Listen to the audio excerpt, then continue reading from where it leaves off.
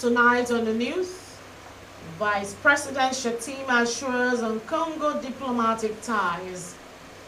Federal government extends dates for recruitment application to paramilitary agencies, plus Nigeria and Benin Republic agree on joint trade framework.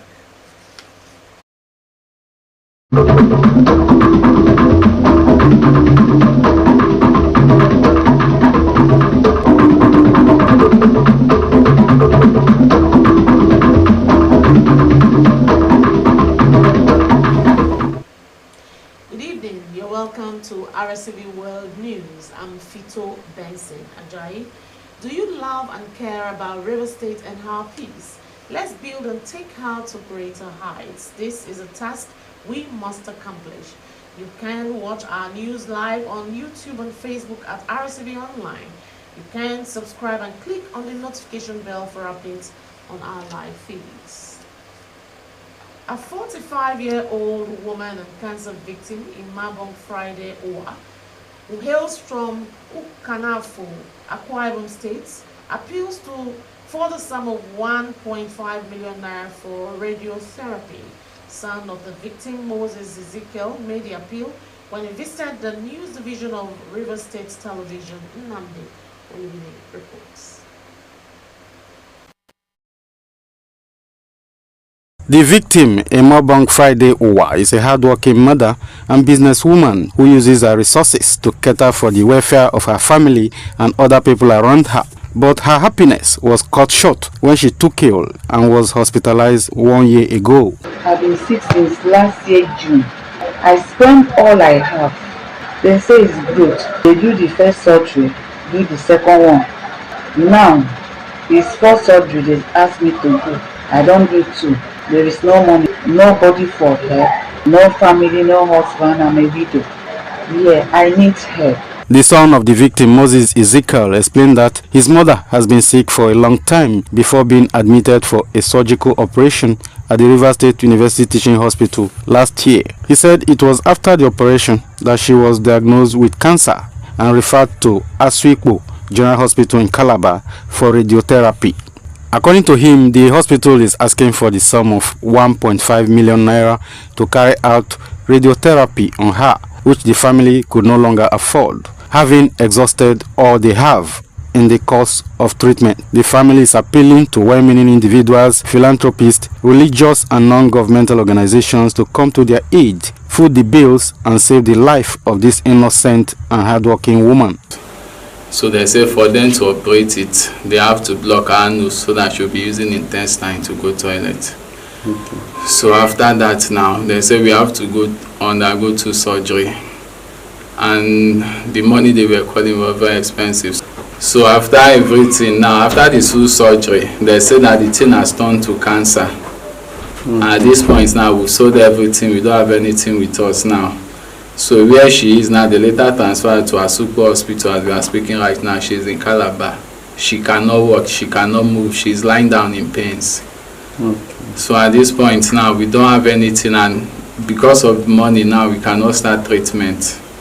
So right now, we are appealing for the public to help us in any way they can to help so that we can help save her life. At this point now, she's even close to death. The way she's talking herself, you won't feel it from her voice, and she doesn't have much long if we don't start treatment. To reach the family, please come to the news division of River State Television for further information, or call Mabong Friday Owa 080-3552-9017. Account name Eno Ini Obong. Account number 0036190370. Bank Union Bank. The management of River State Television joins the family to call for urgent support and intervention of the public. Nnamdi Olumide, Rstv News. Dry bones have been described in various ways by the Christian faithful. In this special report, Gospel Anele underscores the different descriptions and the best approach to achieve desired progress.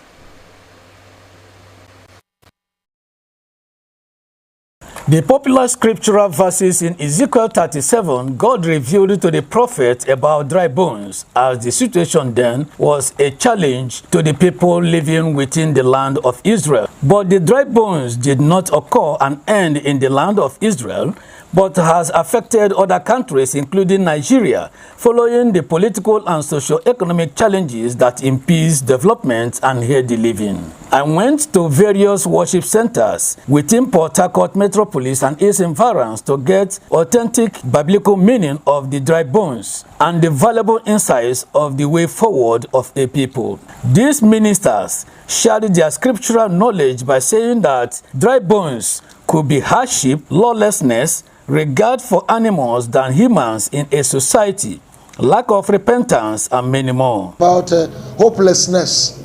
All right, so in Ezekiel 37, God tells Ezekiel that even if Israel sees themselves as dry bones, that they can still become a great army.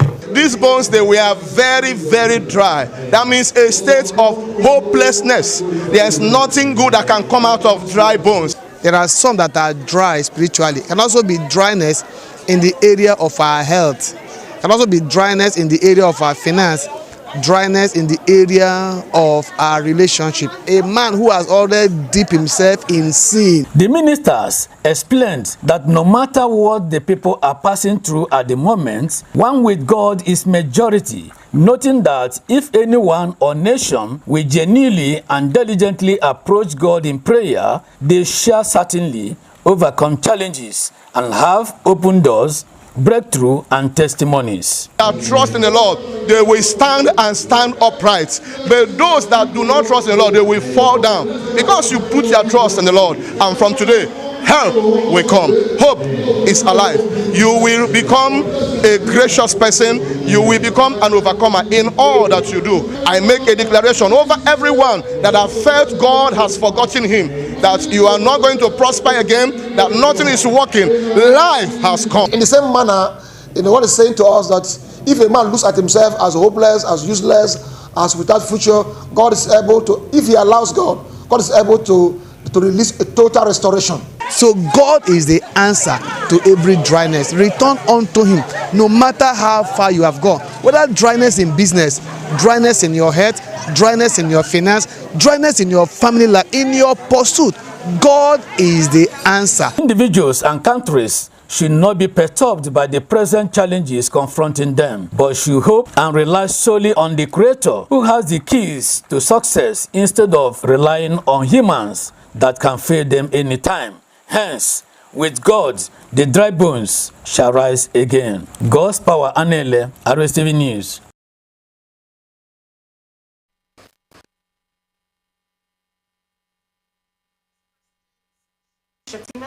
Has affirmed Nigeria's commitment to strengthen diplomatic ties with the Republic of Congo, acknowledging the leadership of President Denis Sassou Nguesso in promoting regional peace and stability, especially across Africa's Great Lakes region. He also said Nigeria will consider Congo's request to support in its bid to lead the United Nations Educational, Scientific and Cultural Organization, UNESCO, while receiving the Prime Minister of the Republic of Congo, Anatole Colenet Makoso, at the Presidential Villa Abuja. Vice President Shatima, in a statement by his spokesman, Kingsley Nkocha, reaffirmed Nigeria's commitment to strengthen bilateral ties. The Nigerian government has extended by 1 week the recruitment applications for paramilitary agencies. The agencies are the Nigerian Immigration Service, Nigerian Security and Civil Defense Corps, Nigerian Correctional Service, and the Federal Fire Service. The board of the services gave the notification for extension in a statement signed by its secretary, Abdul Malik Jibril, in Abuja. The recruitment portal, which was initially set to close on Monday, 4th August 2025, will now remain open until Monday, 11 August 2025. Jibril added that the extension is geared towards providing additional opportunity for applicants willing to enlist into any of the paramilitary services as well as the board.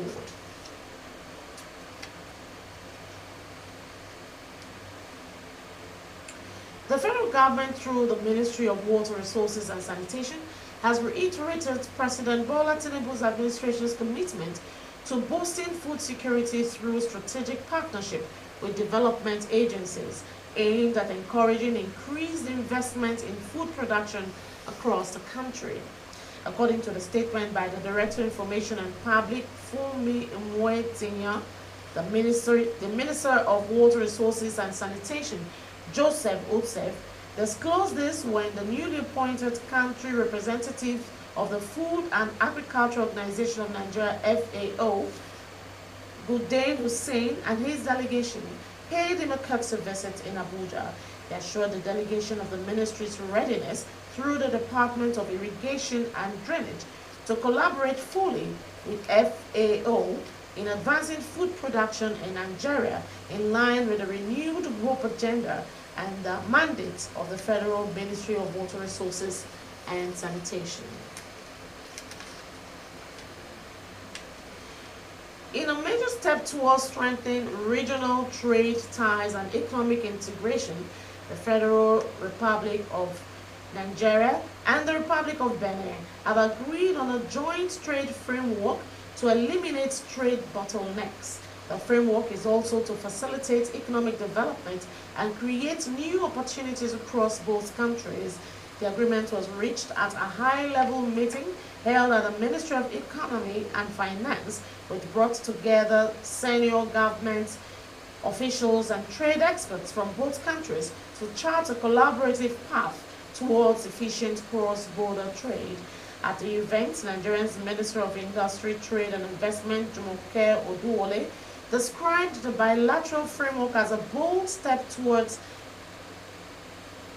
forward in West Africa's regional economic strategy. Do you love and care about River State and her peace? Let's build and take her to greater heights, for this is a task we all must accomplish.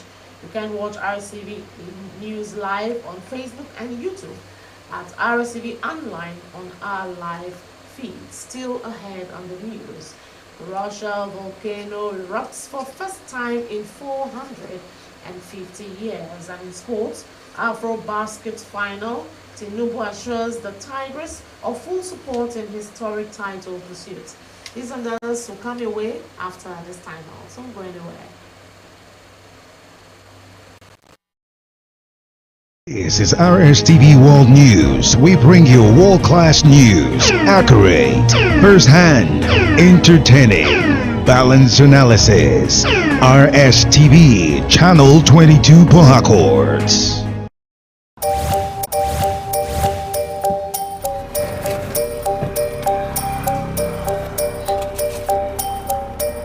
I just want the papers, please. Sir.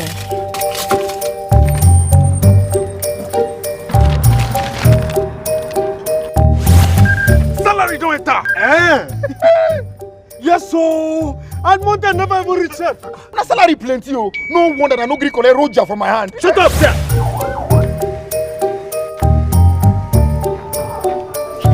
I'm here to bail my younger brother.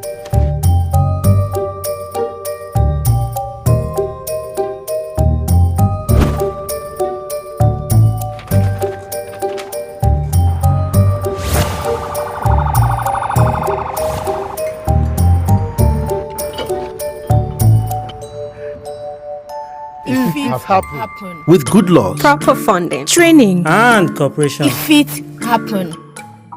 This is Rstv World News. We bring you world-class news, accurate, first-hand, entertaining, balanced analysis. Rstv, Channel 22 Port Harcourt. You're still watching Rstv World News. Director General of the National Information Technology Development Agency, Kashifu Inuwa Abdullahi, has described that over 350,000 Northerners have benefited from digital literacy training program across the northern states within the last 2 years. He also said that about 101 e-learning centers have been established, while 13 information technology community centers and one cybersecurity research center have also been established in the region within the period under review.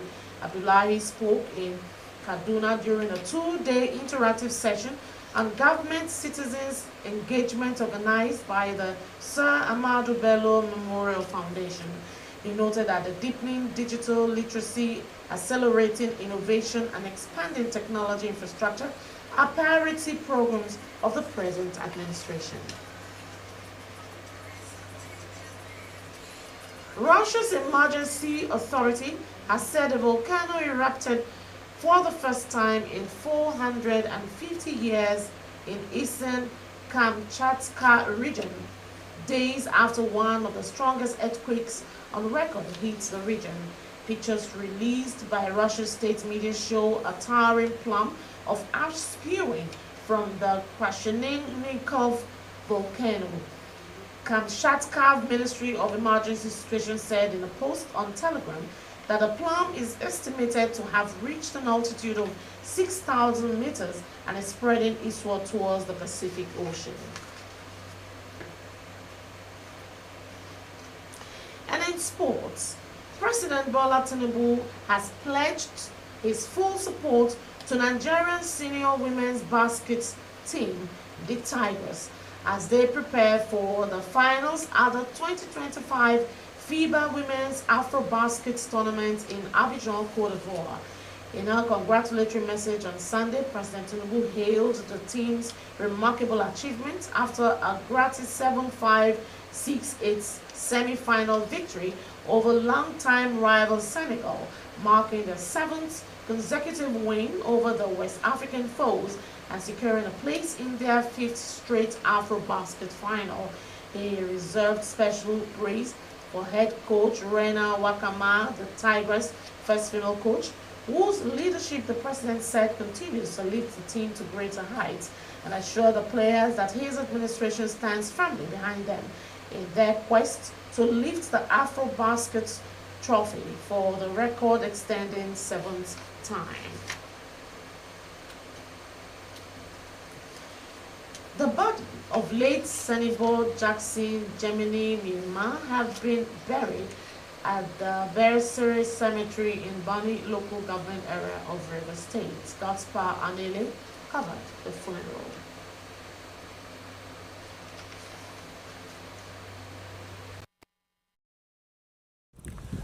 Death, they say, is inevitable and a natural end for the old and young, irrespective of race, creed, and class. But what really comes to the mind is how well the disease lived and the positive impact made on humanity in service to God. The impact made by Senator Gemini Myanmar manifested in the tributes and large turnout of people.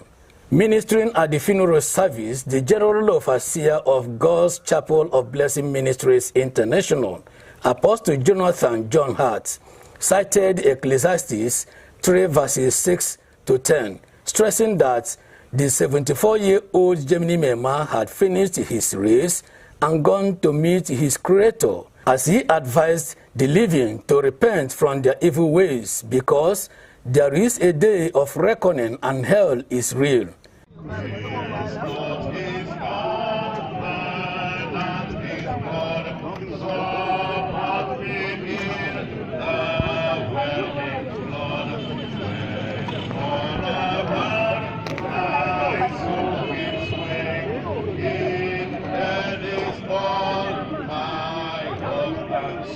Chief Mourner, Ambassador Tonye Gemini Myanmar described the late Jackson Gemini Myanmar as a devout Christian, father par excellence, role model, and epitome of peace and justice, who trained his children to the peak of education and in the fear of the Lord. Ambassador Gemini Myanmar said his late father was industrious, benevolent, contributed to the community's development, peace and orderliness, and won souls for Jesus Christ. He appreciated everyone who contributed in one way or the other to the success of the event, particularly Governor Siminalaye Fobara, Amainabo of Boni Kingdom, and members of the same Fobara Stakeholders Forum. Late Jackson Gemini Mema is survived by relatives, 8 children, 4 siblings, and 13 grandchildren.